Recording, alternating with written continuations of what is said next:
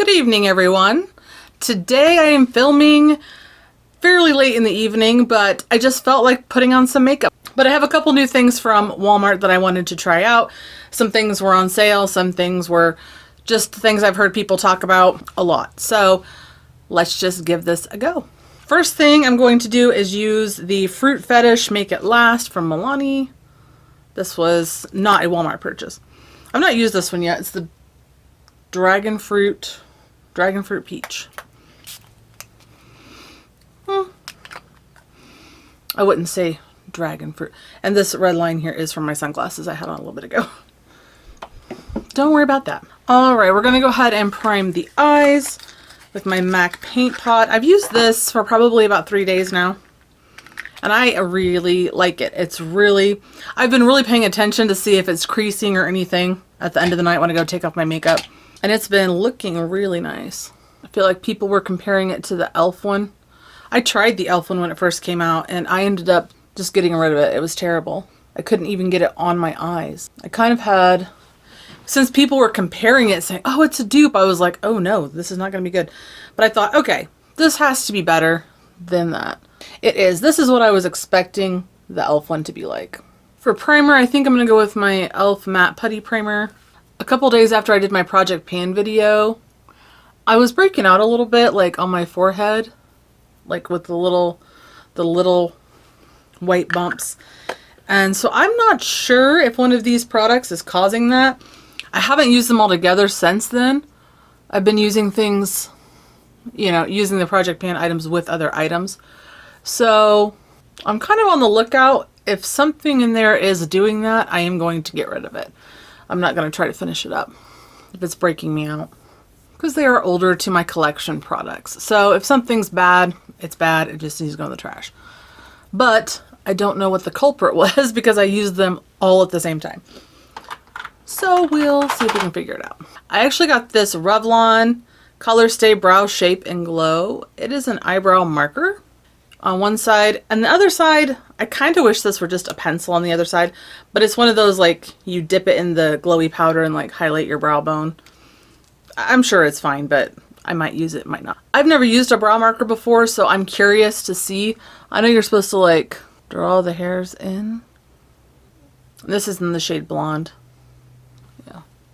I've never really heard anybody talk about the Revlon one. You know, I've heard good things about Milani.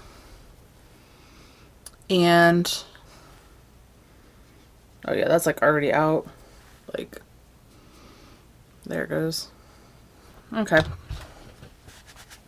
And that's kind of what I was afraid of with a brow marker. But then again, I don't have really thin hairs. Like, I don't have really thin hairs. I don't have really thin brows. So I don't necessarily need like this really pointed tip to do so. Yeah, this is taking way too long for like filling in the entire brow. Yeah, it looks nice, but I'm gonna use my Milani brow pomade pencil, which needs sharpened again. So I said I should be done with this. I should be done with this by now. Like, what? I just don't use it every day. I kind of, because I don't love it, so I grab other pencils, but so much product though. Carefully flip it over. I will try that Revlon brow marker again, but I just don't know if it's for me. I feel like those who have talked about really loving a brow marker have more sparse brows and they just need, you know, that more accurate pen. I don't necessarily have that problem using the e.l.f. Wow Brow. And that Revlon one seems to be that kind that dries out like as you're using it. I don't know. I don't think brow pens are something that I feel the need to have right now. So I'll try to use this one a little more and see what I think, but as of right now, I'm meh about it. Bold with these brows. Okay, on to foundation. For this foundation, I'm definitely going to use a brush. I feel like a sponge would just, like, you can hear it. It's just liquidy.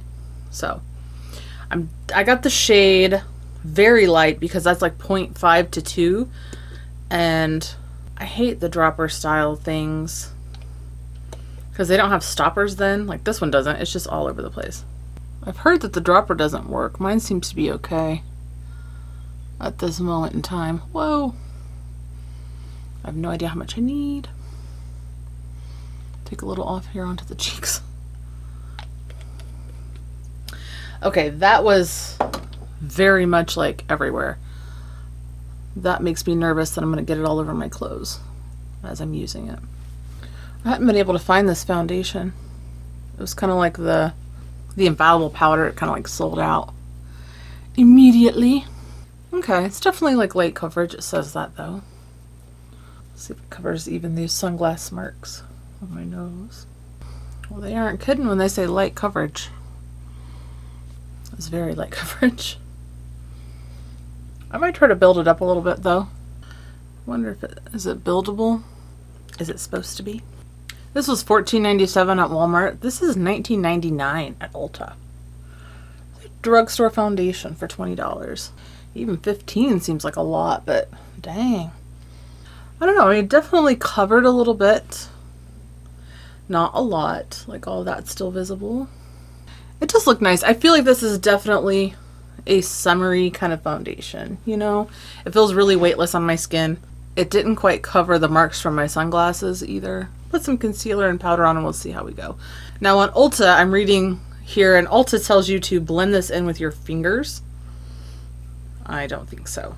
But it really doesn't say anything else about like the coverage. So I guess they're assuming that you know it's going to be light coverage. Everything I'm seeing online says instantly hydrates and brightens skin. Like that's apparently their claim to fame here with this. I actually got a different shade here of my Revlon Candid. This is in light. I usually wear the shade 022. I actually wear a darker shade than the one that I got because the undertone in this one is definitely a better undertone for me. I've never actually tried this. Like this is the one I always thought I should buy, but it always looked really yellow. It looks less yellow here. Like in the Walmart lighting, it always looks like banana yellow. So maybe it is. We'll try it. I feel like this will be a good concealer to go with this foundation because it is a lighter weight concealer. Personally, I like to balance my coverage products. Like if everything's full coverage, everything's full coverage. If we're going for a lighter coverage, pick a lighter foundation and concealer. I have two powders here. One is the Burt's Bees mattifying powder and one is the L'Oreal Age Perfect. They both say they're powder foundation, so I'm not sure which one I want to use. You know, with this foundation, I think I'm going to go with the Burt's Bees because it says it is a mattifying powder. So I feel like I'm already looking really dewy, so let's try this. Doesn't have a scent or anything. I didn't even set my under eyes yet. Okay, I think that set it pretty nicely. It did add a little bit of coverage, and I tend to enjoy that, you know, a powder foundation with a very minimal coverage liquid foundation. I'm actually going to pull out my Shade and Light palette, and I'm going to pop some of this lightest shade under my eyes.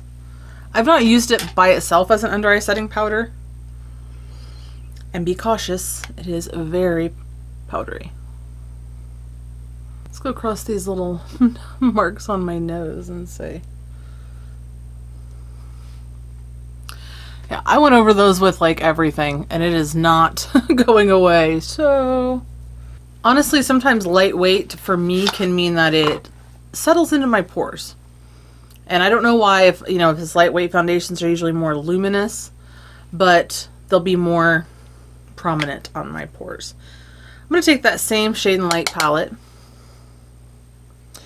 do a little bit of contour.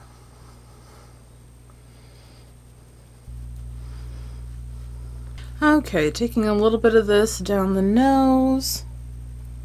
I really like this little Real Techniques brush for this. I'm trying to hide those marks a little bit with this. I'm not sure that's working. Those sunglasses must have been just cutting into my nose. Now we're going to move on to bronzer and blush. For that, I have several options here.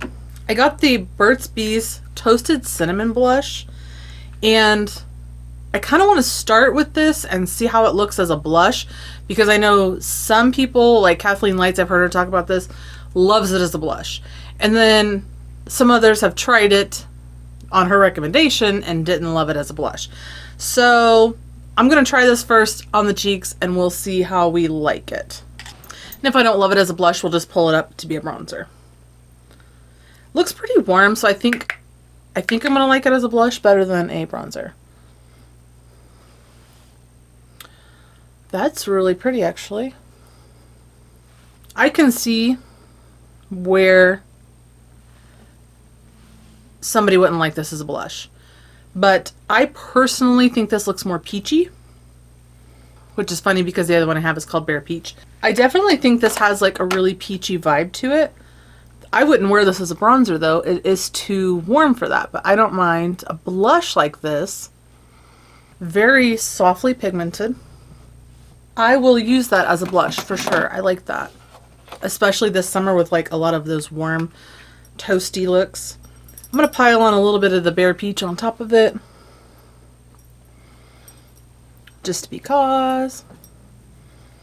It looks really neutral. I think this looks really nice and like summery. This is definitely really, really nice. Okay. I also have the Master Chrome Metallic Highlighter in the shade Molten Peach. Now I have the Molten Rose Gold, the Molten Gold, and I feel like this one looks about the same depth as the gold one, but a little bit peachier. I've not worn either of the ones I have of this in a long time. Okay, I'm definitely going in with a light hand though. These Maybelline Master Chrome highlighters are no joke. I think that goes really well with those blushes as well. This kind of blends in. Why am I so far to one side? I don't know what I'm doing. All right, with what we have on the face right now, I am going to go ahead and use the Bff palette, but I'm going to go in a little bit of a different direction than I was kind of planning on. I wanted to use these blues here and the ones over here and maybe even mix in like the baby pinks. I don't know how I was going to work that out exactly. But I feel like I kind of want to go more for like this section now. The kind of browns and yellows. So I think that's what we're going to do. I'm just kind of feeling that. So that's what we're going to do. I'm going to take the shade 24 here in the center, that like yellowy, orangey dandelion shade. We're going to put that in the crease.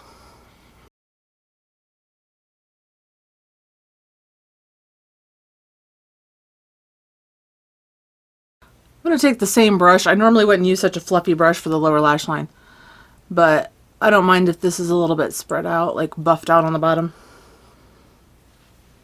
Okay, I think we'll just do that. On that same brush, I'm going to take this brown shade in the crease with the same brush. I noticed the other day I was getting ready to put on my eyeshadow, and what I had picked out, I was like, oh, I already recently did something with this kind of shade, and I kind of stopped myself, and I was like, okay, I'm going to use what inspires me for that day, even if, you know, I'm on kind of a kick of some certain colors or some certain placement. I feel like it always turns out better and more fun when it's just what I want to use for the day. If it starts to look a little repetitive, I apologize, kind of, but I think OOTD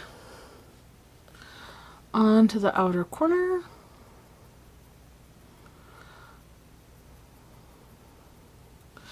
And actually also onto the inner corner.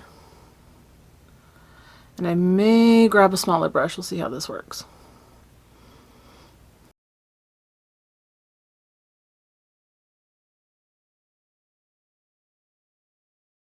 A little bit on the other eye.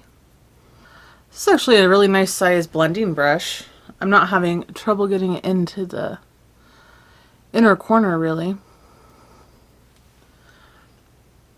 Okay, I feel like you can kind of see the direction we're headed with this for the halo eye. I don't do a lot of halo eyes. Okay, we're going to take a bit of a smaller brush now into OOTD and just, we're going to concentrate it a little bit. So I'm not really changing colors, I just changed the brush.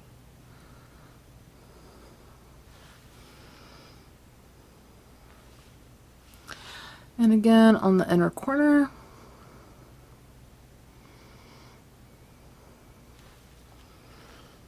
I'm also going to pull that down to the bottom.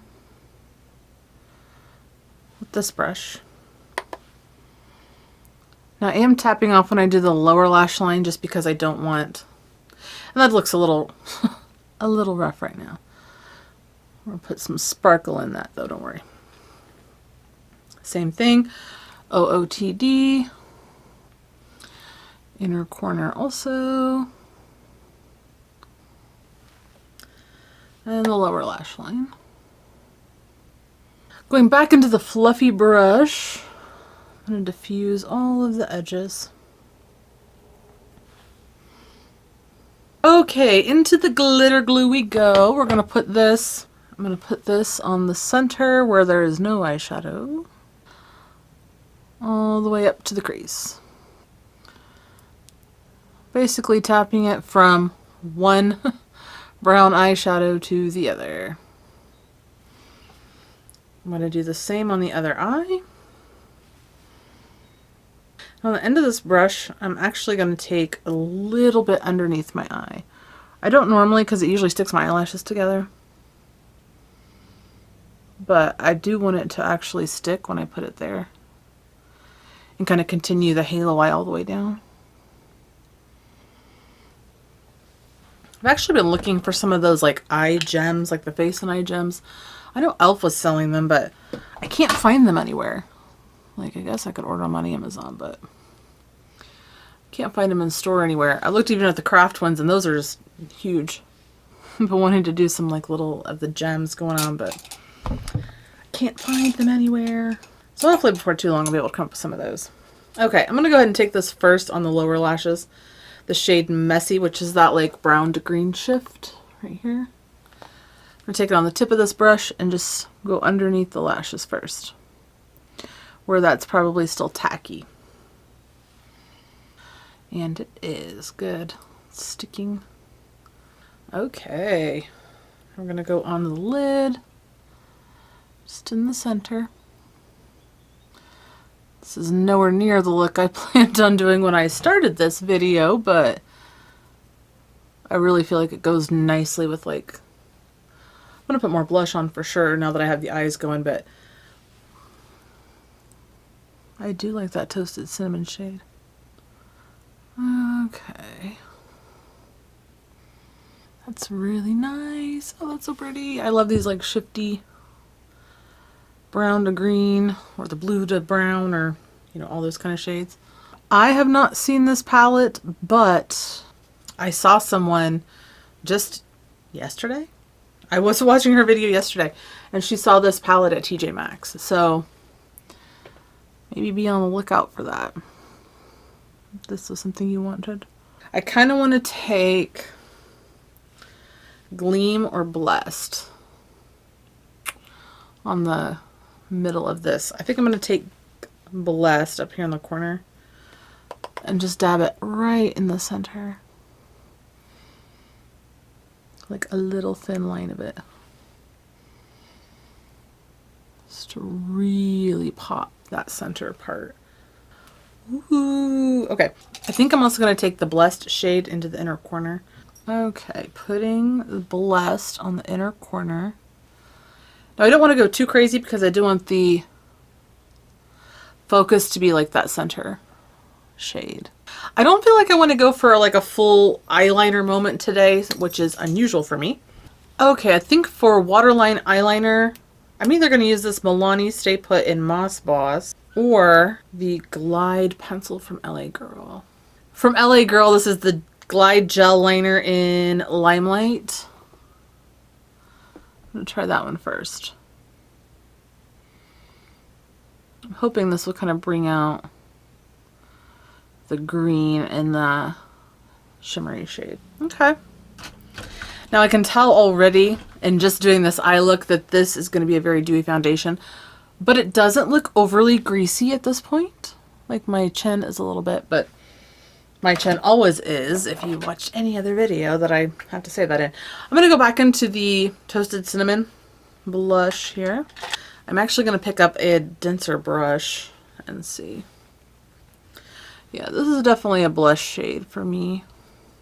I feel like I have some e.l.f. ones that kind of look like this. I'm going to take my powder brush and just go over the center of the face.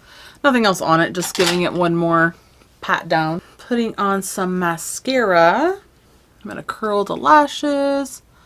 Yeah, skipping eyeliner on the top for today. I think the last time I did a halo eye, I did do eyeliner.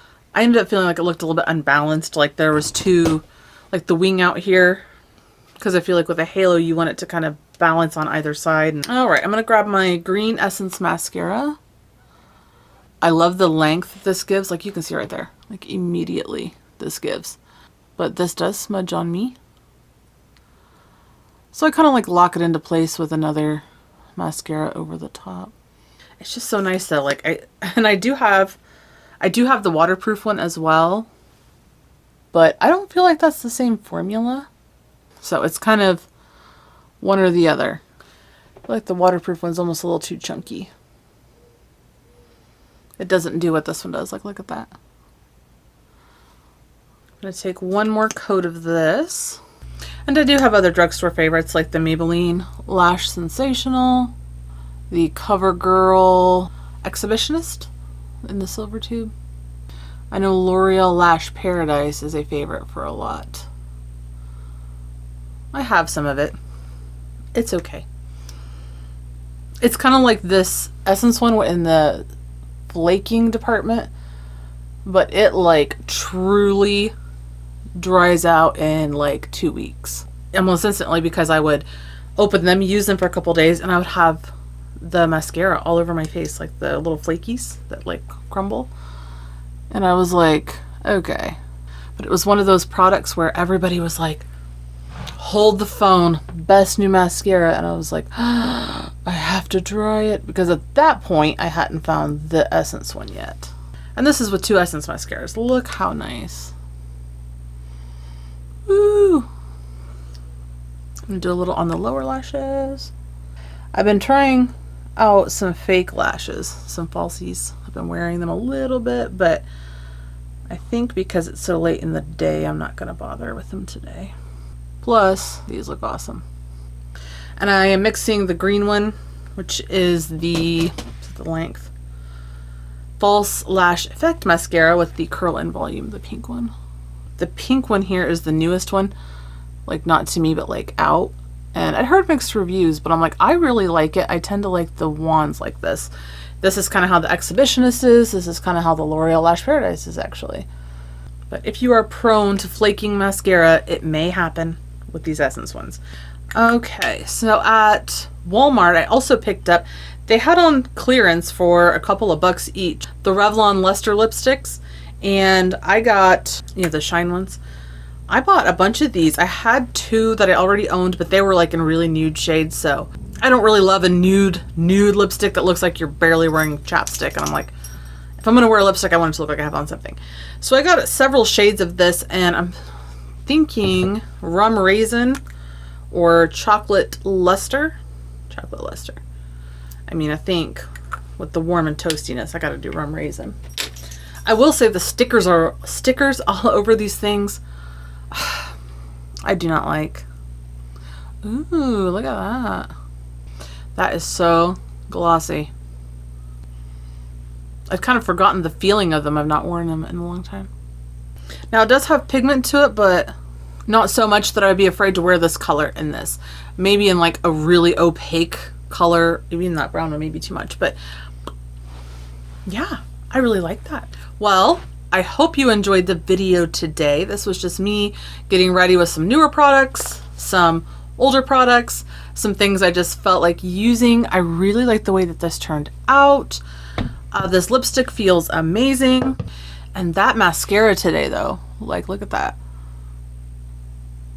If you don't know where to go for mascara, or if you don't have a favorite right now, check out the Essence ones. They have different kinds. Like I said, the green does smudge on me. I'm willing to sacrifice, you know, a little bit of touching up throughout the day. It doesn't really like flake down like the L'Oreal one, where that's like just showers of mascara. This is like a little bit in the corners, usually for me if I'm having a, you know, watery eye day.